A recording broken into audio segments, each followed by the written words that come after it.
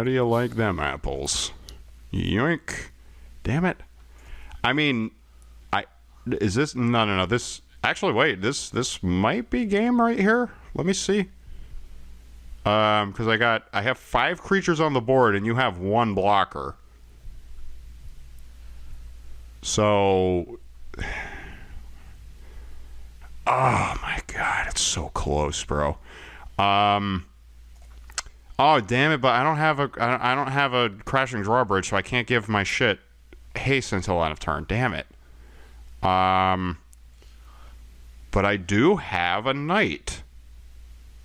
Unfortunately, that knight would most appropriately have to have a haste in order for me to gain the full effect of this card.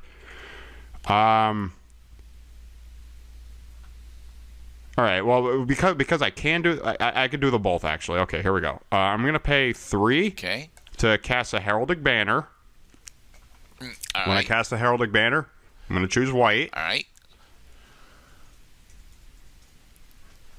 I have now chosen white. Creatures I control that are white-colored gain an additional 1 power. Yep. And then I'm going to pay 2. I'm going to trap your Merchant of the... Actually, this is going to end the game, because now you can't block with it. I'm going to trap your Merchant of the Veil in the tower. Okay. When he's trapped in the tower, he can't attack, he can't block, and his abilities cannot be activated. All right.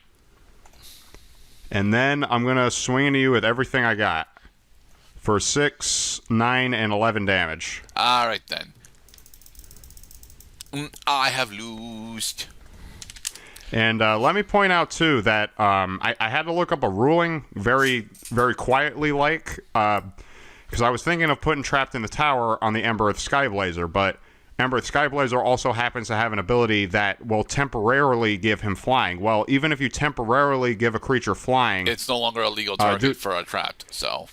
Right, because Trapped in the Tower doesn't just check to see if the target is legal when you attach the aura. The target has to continue to be legal as long as Trapped in the Tower is attached. What I loved about the rulings is that, and this is what I love about Magic the Gathering too, is that like as a means of explaining the ability of the card, that you end up using the text of the card itself as the means to explain it. So the text says, if you give a creature flying with an ability, that it will fall off, and that it doesn't.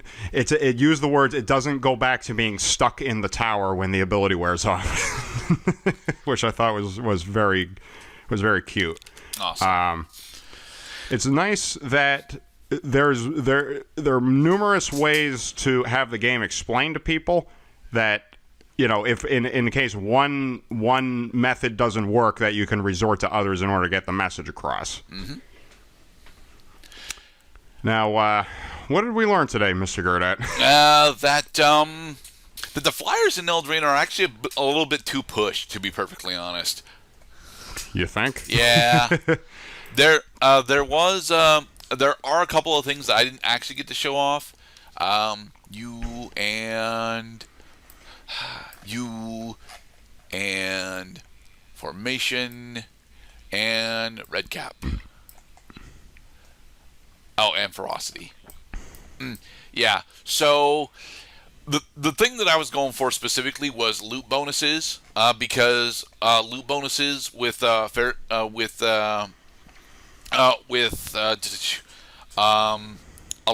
Yeah, it's Alliance. Yeah, effectively gives me loot bonuses with Improbable Alliance gives me, effectively infinite tokens.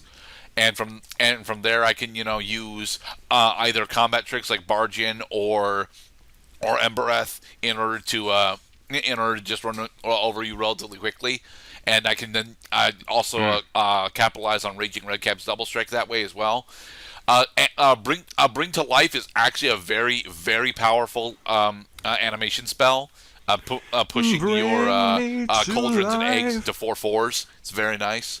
And Fairy Formation not only gives you a token, but it also triggers loot stuff as well. So it's very nice. And Yeah, since your and since triggered a good abilities portion of definitely my work. engine is actually, the fairy stuff, Ferocity of the Wilds makes it so that, my fairies end up being, 2-0 instead of 1-1s. Or 2-1s instead of 1-1s. Yeah, developing creature tokens is not a forte of blue, especially. Blue does have lots of abilities that let you create tokens, but not as quickly as white. Yes. White Or and green, for that matter. generate both better and more tokens than blue does. But the token package that blue gets here is actually decent. I'm very clearly not as good at it as I wanted to be. Like, I was probably supposed to be actually running Opt, but I wasn't gonna fucking run Opt. Okay, I just wasn't. Why would you not run Opt in blue? Because it's a bad draw card. Yes, it's a cantrip, and the issue that I had, you'll notice, is that because I wasn't actually at critical mass for Improbable Alliance or Vandal, even if I had actually had Opt, I wasn't going to, get all that much additional power out of it. Mm.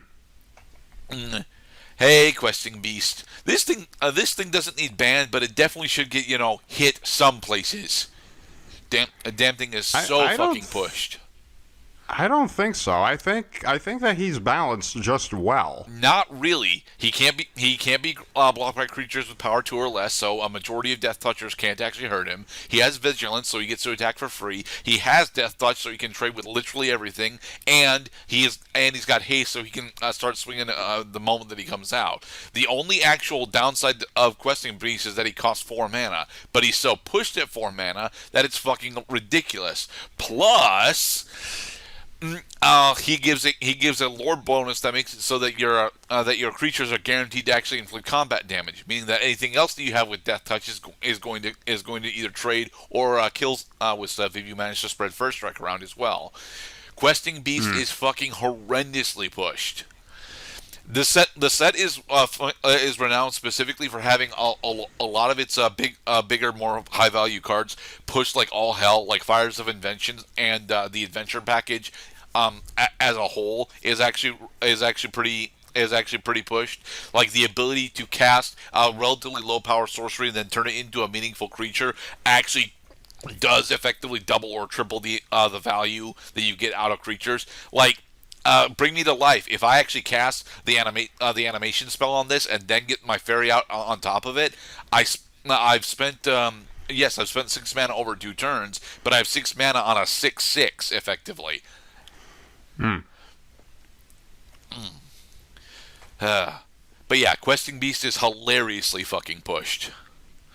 I think it's just too bad. Whenever Questing Beast deals combat damage to an opponent, it deals that much damage to target planeswalker that player controls.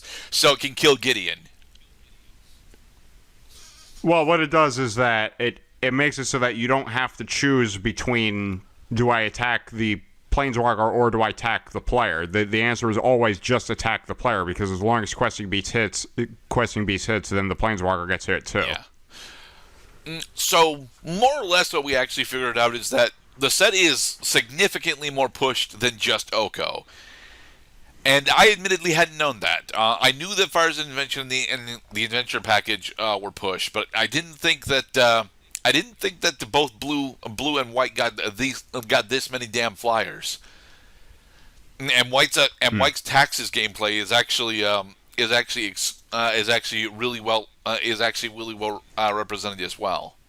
This might be one of the only. The thing is, I'm not running the Red Deck Wins variant for the set, because the Red Deck Wins variant of the set specifically involves around using Embercleave, and Embercleave is fucking hilarious too. Oh, I fucking hate Embercleave.